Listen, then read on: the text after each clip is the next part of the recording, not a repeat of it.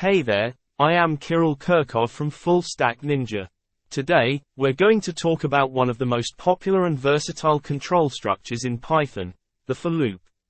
If you're new to programming or just starting to learn Python, you might be wondering what a for loop is and why it's so important. Don't worry, we'll explain everything in a way that's easy to understand. In Python, a for loop is used to iterate over a sequence of values and execute a block of code for each value. This can be very useful when you need to repeat a certain task multiple times.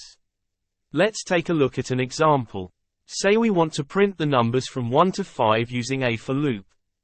In this example, we use the range function to create a sequence of values from 1 to 5. We then use a for loop to iterate over each value in the sequence and print it to the console. We can also use a for loop to iterate over the values in a list, tuple, or other sequence.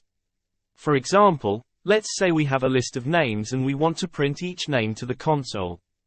In this example, we create a list called names and assign it a few values.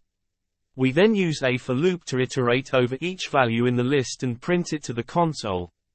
For loops can be very powerful and are often used in many different programming tasks. They can be used to iterate over the values in a dictionary, perform complex calculations, and more. So that's a quick overview of the for loop in Python. If you have any questions or comments, feel free to leave them in the comments section below. And don't forget to subscribe to our channel for more Python tutorials and videos. Thanks for watching, and happy coding!